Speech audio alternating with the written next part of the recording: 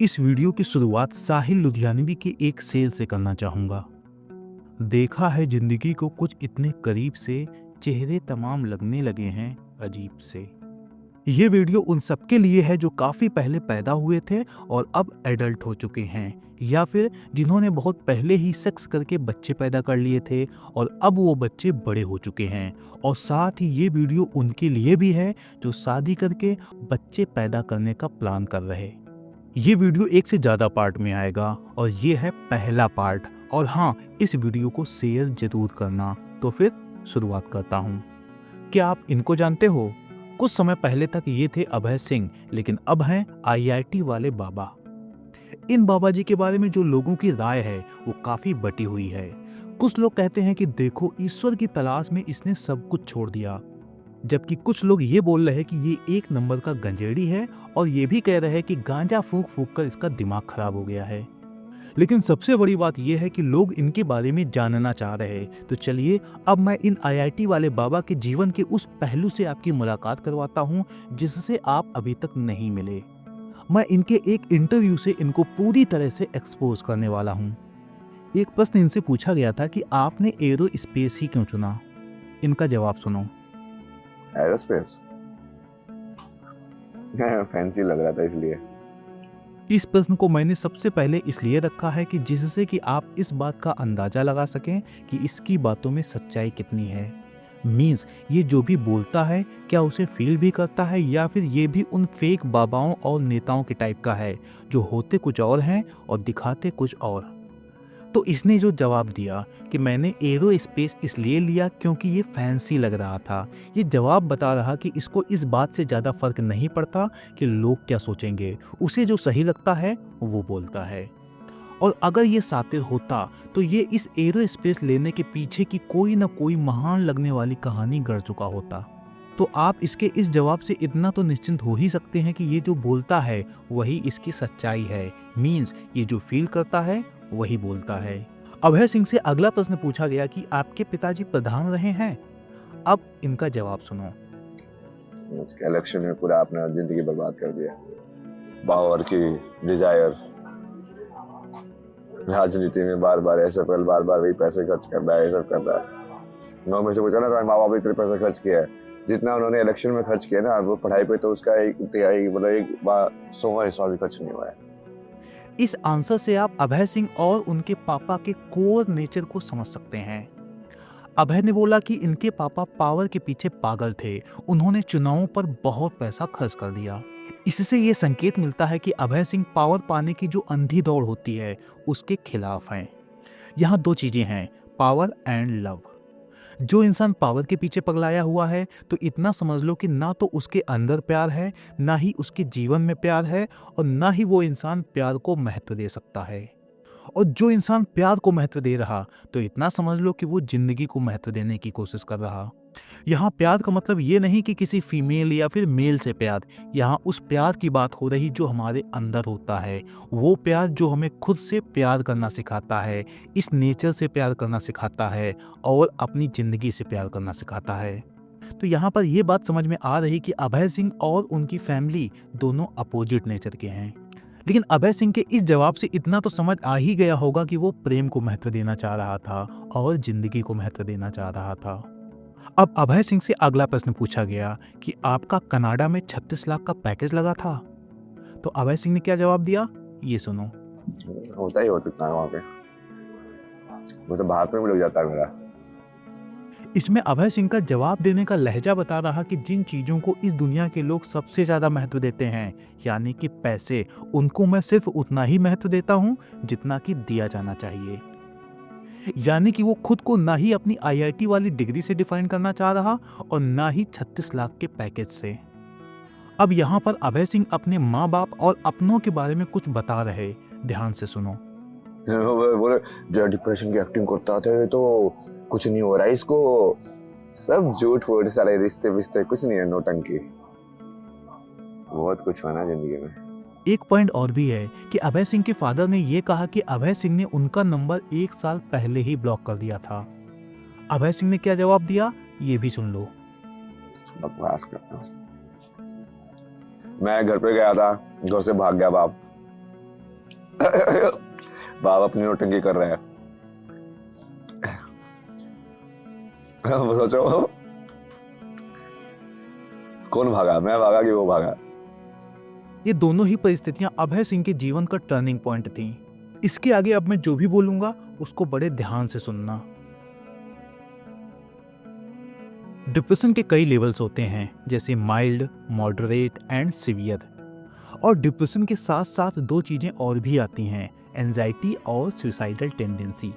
और ये तीनों अगर अपने एक्सट्रीम लेवल पर हैं तो यह एक लीथल कॉम्बिनेशन होता है।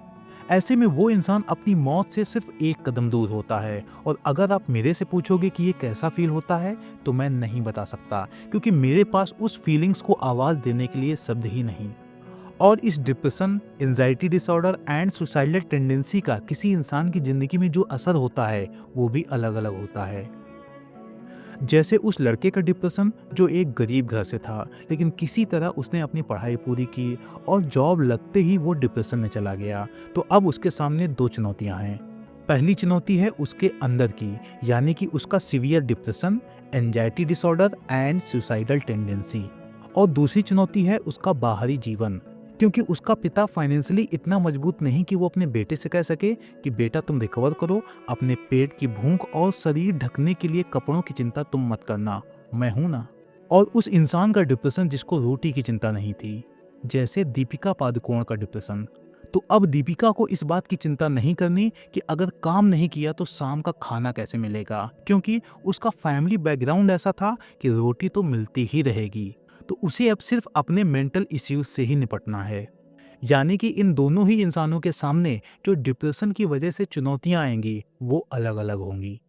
लेकिन सबसे खतरनाक सिचुएशन उस इंसान की होती है जो सीवियर डिप्रेशन में है, जिसके पास पैसे की इतनी बड़ी समस्या है कि डॉक्टर तक को नहीं दिखा सकता। इवन उसे ये नहीं पता कि कल खाना मिलेगा या फिर नहीं मिलेगा।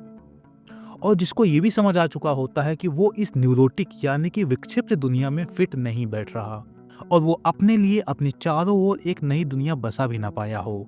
मीन्स ऐसा इंसान जिसकी आंखें खुलना शुरू हो चुकी हों लेकिन पूरी तरह से खुल ना पाई हों।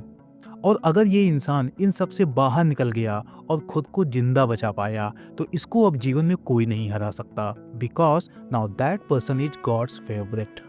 इसके बाद ऐसे इंसान को जीवन की दिशा मिल चुकी होती है, यानी कि अब इसे पता होता है कि इसे अब अपनी लाइफ से क्या चाहिए। और अब अगर आप ऐसे इंसान पर यह दबाव डालते हो कि वो अपनी लाइफ की दिशा मोड़ के उस ओर चले जिधर आप ले जाना चाह रहे, तो इतना समझ लो कि वो अपनी लाइफ की दिशा नहीं मोड़ने वाला। हाँ, आपको जरूर छोड़ देगा। तो हुआ ये कि जब अभय सिंह डिप्रेशन में थे तो वो अपने घर लौटते हैं, लेकिन उनके बाप अपने घर से बाहर चले जाते हैं। और साथ ही अभय सिंह के जो अपने लोग थे, यानी कि उसके पेरेंट्स और दूसरे लोग, वो अभय से कहते हैं कि इसे डिप्रेशन विप्रेशन कुछ नहीं, ये डिप्रेशन की एक्टिंग कर रहा। अब बिहाइंड द सीन क्या हुआ होगा वो जान लो। जब कोई इंसान सीवियर डिप्रेशन में होता है, सुसाइडल होता है, और फिर वो अगर आपसे बता रहा कि वो डिप्रेशन में है, तो इतना ध्यान रखना कि वो आपसे मदद मांग रहा। और ये मदद कई तरह से हो सकती है। नॉर्मली लोग क्या करते हैं कि जैसे ही कोई उनसे ये बताता है कि वो डिप्रेशन में है तो वो तुरंत ज्ञान पेलना शुरू कर देते हैं। और ये वो होते हैं जिनको ये लगता है कि इन्हें सब पता है, जबकि सच ये होता है कि इनका ज्ञान बड़ा ही सतही और व्हाट्सएप यूनिवर्सिटी वाला होता है। ना ही ये कभी डिप्रेशन में गए होते हैं और ना ही इन्होंने कभी अच्छी किताबें पढ़ी होती हैं, क्योंकि जो इंसान डिप्रेशन में जा चुका होता है वो अच्छे से जानता है कि ऐसे समय में ज्ञान नहीं पेलना। और अगर सामने वाले को ये लगता है कि आपको पता है कि डिप्रेशन से कैसे निकलना है, तो वो आपसे सीधे पूछेगा कि भाई बताओ डिप्रेशन से कैसे निकलें।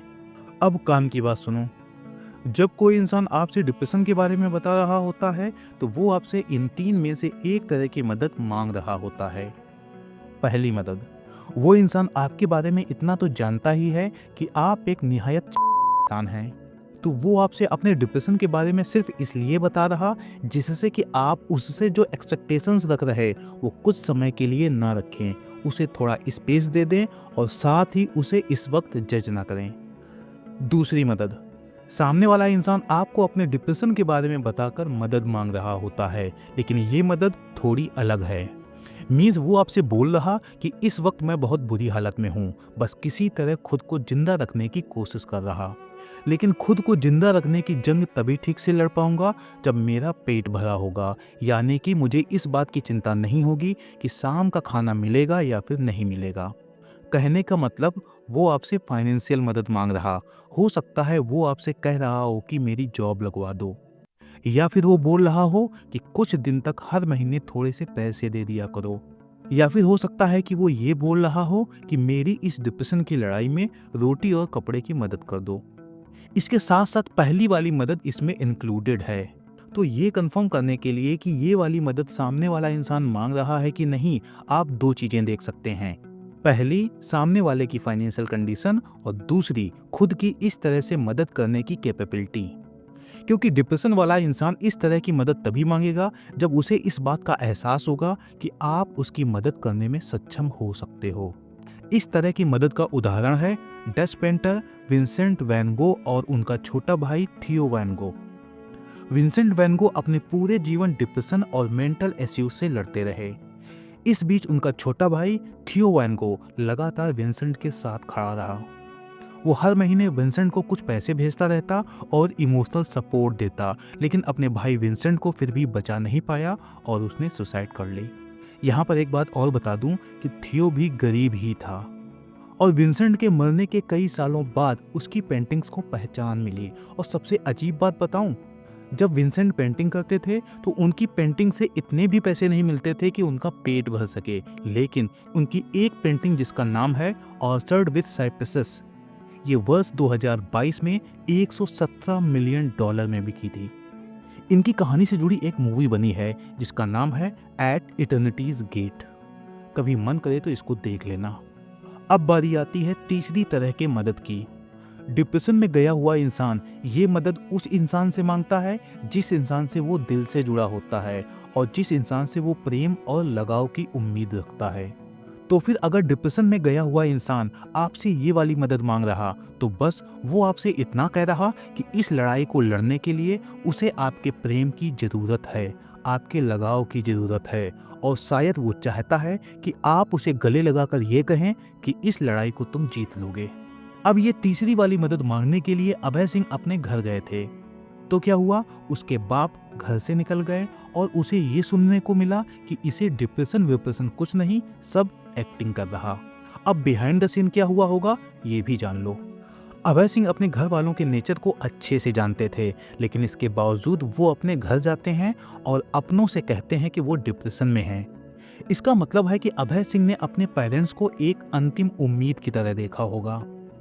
कुछ ऐसा समझो कि अभय सिंह एक खाई के किनारे खड़े थे, यानी कि उनकी मौत सिर्फ एक कदम दूर थी, और वो अपनों से कहते हैं कि मेरी मदद करो। लेकिन उनके अपनों का जो जवाब था वो ऐसा था, मान लो उन्होंने अभय सिंह को खाई में धक्का दे दिया हो, और बस फिर वही हुआ, एक बाप का बेटा यानी कि अभय सिंह उस खाई में गिरकर मर गया। कुल मिला के इतना समझो कि उस समय अभय को यह एहसास हुआ होगा कि जिसे वो अपना समझता है वो उसके अपने हैं ही नहीं। अगर वो इस स्टेज में मर भी जाए तो बस थोड़ा रोएंगे, फिर दुनिया से कहेंगे कि हमें पता ही नहीं था कि ये ऐसा कदम उठा लेगा, नहीं तो ऐसा होने से बचा लेते। इसके बाद अभय सिंह जो नया इंसान बना वो पुराने वाले बाप से दूर हो गया और उसका नंबर भी ब्लॉक कर दिया, और अपने तरीके से जिंदा रहते हुए जिंदगी की तलाश करने लगा। अभी कहानी आगे भी है, आगे मिलवाएंगे उस अभय सिंह से जो आजकल दिख रहा। तो फिर इस वीडियो को शेयर कर दीजिए और हमें फॉलो कर लीजिए।